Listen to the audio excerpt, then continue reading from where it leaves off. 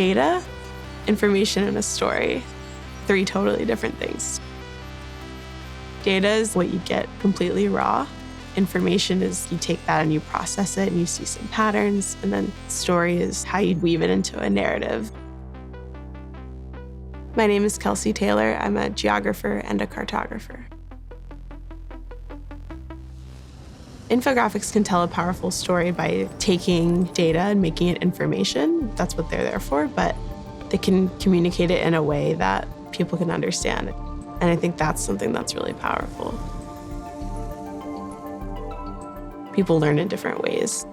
I personally am a visual learner, so things that I've seen have stuck with me longer than things I've heard or that I've read. I've always played a lot of games where you would explore the world on a map by trying to find something or find someone. Where in the World is Carmen Sandiego was one that I played a lot when I was younger. My family didn't travel much when I was younger, so it was nice to be able to go to all these places that I never really went. I don't remember ever catching her, unfortunately. But that combined with my interest in design and geography, I think sort of led me into cartography. I just took one class in grad school and then it kind of clicked for me that this is something I was interested in and good at.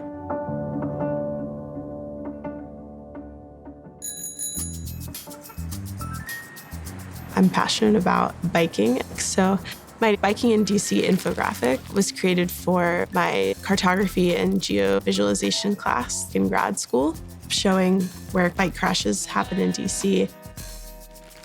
You see trends in certain areas.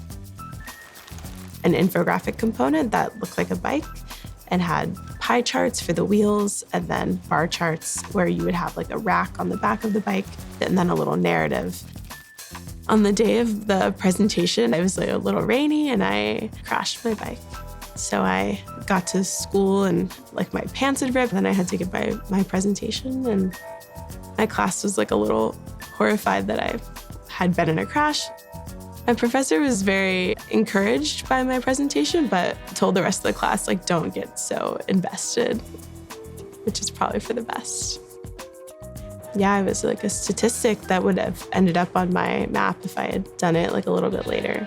It was just a project I did for a class, but it was something that I was passionate about and really was the first big infographic that I worked on and kind of solidified my interest in cartography and infographics.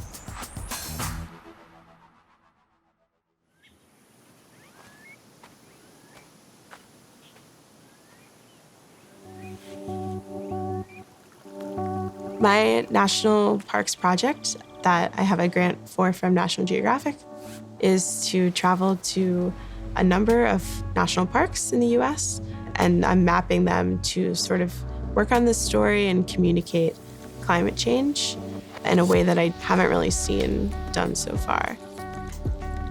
National parks are great because they're sort of a control environment. They're supposed to be protected. Things like wildfires don't stop at park boundaries. I think with climate change, it's been really hard to get the whole picture. And so oftentimes what I see is that scientists put out one single variable at a time. So you'll see a global map of sea level temperature or sea level rise, which is for a layperson not very relatable. What does that mean? How does that impact me in my life?